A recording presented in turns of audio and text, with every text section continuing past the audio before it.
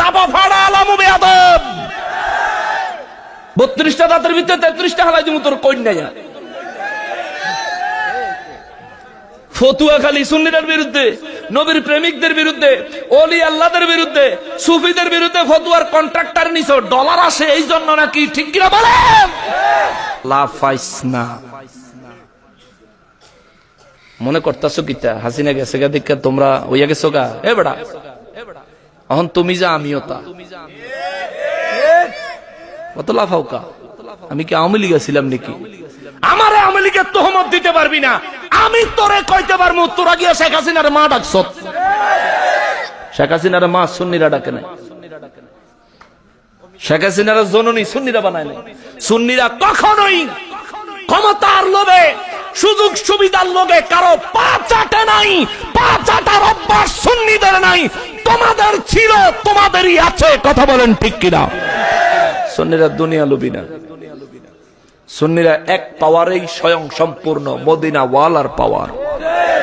আমাকে শেখ হাসিনাও লাগে না, খালেদা জিও লাগে না, বিএনপিও লাগে না, আওয়ামী লীগও লাগে না, জাতীয় পার্টি লাগে না, কেউরে লাগে না। আমরা উগ্র নই, আমরা নবীর প্রেমিক। আমাদের পাওয়ার হাউস বাংলাদেশের কোন রাজনৈতিক দল নয়, আমাদের পাওয়ার হাউস হলো মদিনার কামলিওয়ালা নবী। কথা বলেন ঠিক কিনা? আমাদের শক্তি, সামর্থ্য, পাওয়ার হলো নবীজির প্রেম, ভালোবাসা। কথা বলেন ঠিক কিনা? শহীদ মিল্লাত নুরুল ইসলাম ফারুকী রাহমাতুল্লাহ আলাইহির চাকুর নিচে, ছুরির নিচে গলা দিয়া হাসতে হাসতে শহীদ হইতে পারবো, নবীর প্রেম বিসর্জন দিতে পারবো না, বাতিলকে মেনে নিতে পারবো না। ঠিক কিনা বলেন?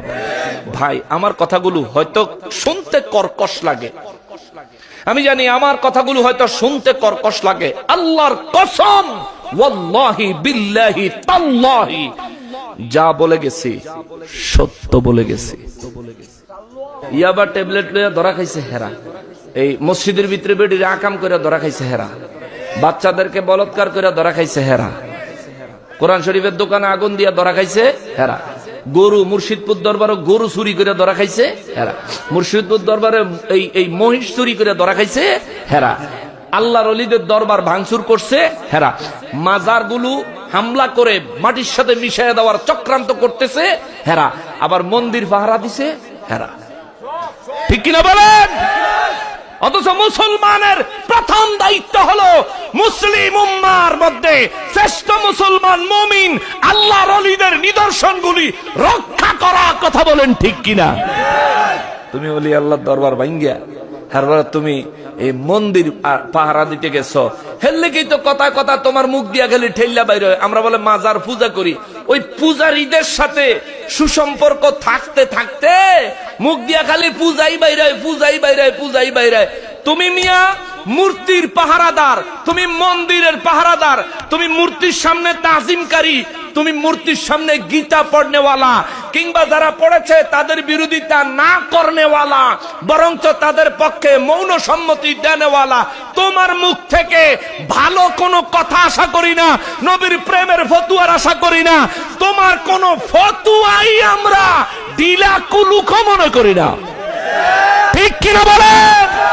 তোমার ফতুয়া দেওয়ার কোনো অধিকার নাই, কোনো অধিকার নাই তোমার ফতুয়া দেওয়ার।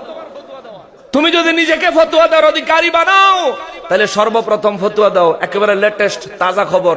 কয়েকদিন আগে গাজীপুর এক বেড়ি আইছে তালাকের ফতুয়ার লাগিয়া, বেড়িরে ফার্মফট্টি দিয়া 2 ঘন্টার লাগিয়া চুক্তি করে বিয়া করছে। এই বিয়া হারাম, হালাল না। হে বেড়িরে মসজিদের ভিতরে খতিব সাহেব বাসর করে, ইমাম সাহেব পাহারা দেয়।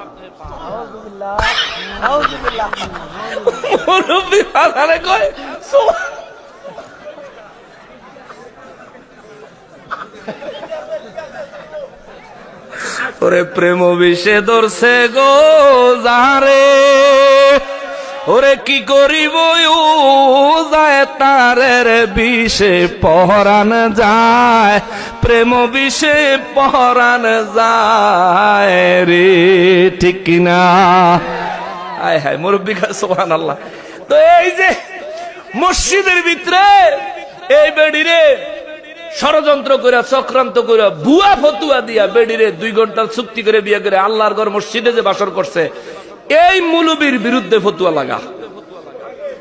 ঠিক কিনা বলেন?